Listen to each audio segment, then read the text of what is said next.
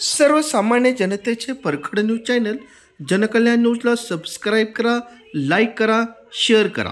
वडिलांची मती समाजामध्ये वाढावी, त्यांनी केलेल्या संस्कारातून ऋण फेडावे यासाठी श्राद्ध घातले जाते, असे हरिभक्त पारायण दत्तात्रय धुमाळ महाराज यांनी तडोळे तालुका खटाव येथील श्री सुखदेव भिवाजी खाडे साहेब यांचे वडील कैलासवासी भिवाजी विठोबा खाडे यांच्या प्रथम पुण्यस्मरणार्थ बोलताना व्यक्त केले। आई वडिलांची सेवा ही वंश परंपरेने करावी, तेच संस्काराचे देणे असते।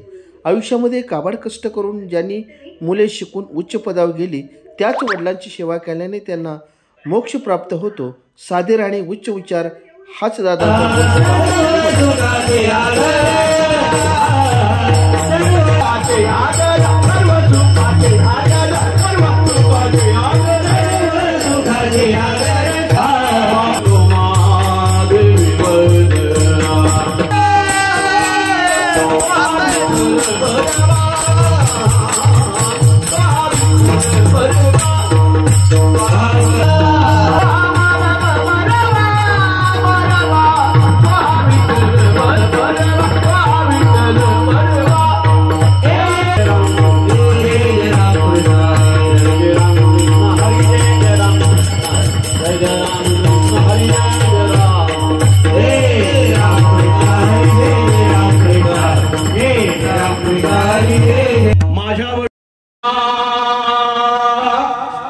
तुझी चरण सेवा पांडुरंगा,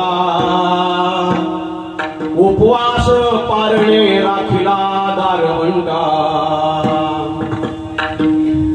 केला भोगवटा मारागी, वंश परंपरा दासनी अंकित, तुका मोकलिता लाज कोणा, उपवास पारणे राखिला दारवंटा, केला भोगवटा महारागी, वंश परंपरा दासमी अंकित, तुका मोकलिता लाज कोणा, उपवास पारणे राखिला दारवंटा, केला भोगवटा महारागी, पांडुरंगा करो प्रदर्शन। शोकाकुल त्यांच्या पत्नीचं नाव आहे। त्यांच्या जीवनाला मध्ये खांद्याला खांदा लावून साथ करणारे, त्या ठिकाणी त्यांचे जीवन संगिनी, ज्यांच्या बरोबर त्यांनी हा संसार सावरला आवरला, त्यांचंही महाभारताचं त्या ठिकाणी भिवाजी खाडे। शोकाकुल त्यांच्या पत्नी, नंतर त्या ठिकाणी 2 मुलं आणि एक अशा प्रकारची त्या ठिकाणी सुकन्या आणि दादांना आहे।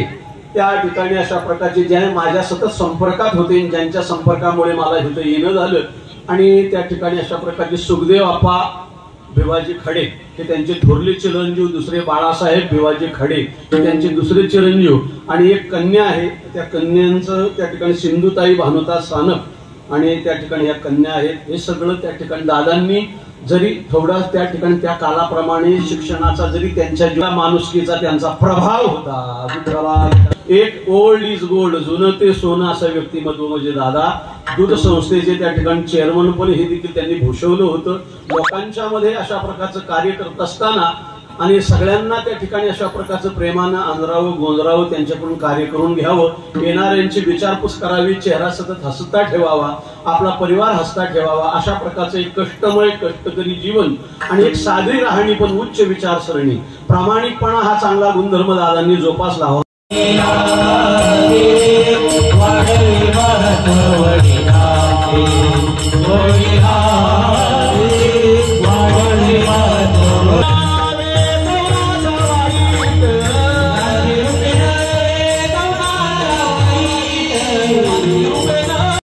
आपल्या वाडवडिलांचं पुण्यस्मरण वर्षानं परत त्यांचं आठवण काढायची, दुःखावरची खपली काढायची, परत त्यांचा कुठेतरी फोटो सजवायचा, मंडप घालायचा, साऊंड सिस्टीम बोलवायची, कीर्तनकार कुठून तरी पुण्यावरून बोलवायचे, आणि हा त्या ठिकाणी खर्च सगळा मांडायचा।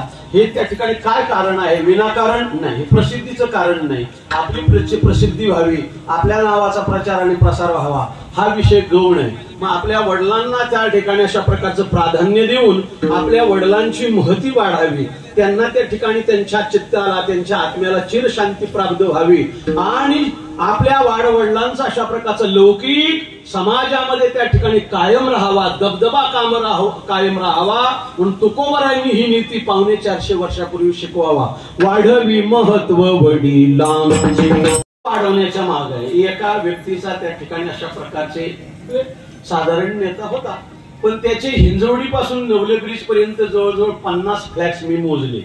गाडीमध्ये फावला वेळ होता, कुठेतरी टाइमपास करायचा होता म्हणून 50 फ्लॅट्स हिंजवडी ते वारजेपर्यंत 50 फ्लॅट्स पाहिले, मोठे मोठे. साहेब आता काय तुमची प्रसिद्धी आहे, काय तुमची लोकप्रियता आहे, तुमचे 50 फ्लॅट्स लागलेत एवढ्या 25 किलोमीटर मध्ये 20 किलोमीटर मध्ये तुमचे 50 फ्लॅट लागले, काय साहेब तुमची लोकप्रियता आहे.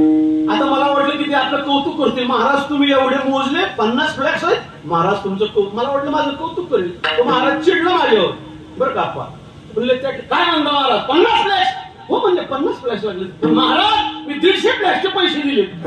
म्हणतात आपली आपण खरा सोडवलं, संसार बंधन तोडावे, आपलेच पैसे खर्च करून आपण प्रसिद्धी मिळवण्याच्या लोक आपल्याच नादात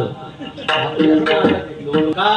ज्या वडिलांनी आपल्याला हे दिलं नाव, वडिलांनी दिलं आपल्याला गाव, काय मला सांगा हे तळवड्याचा 7/12 आपल्या त्या ठिकाणी करगोट्याला घेऊन आलतो का सर आपण, होय करगोटाच नसतो तर 7/12 कुठून आणणार तुम्ही.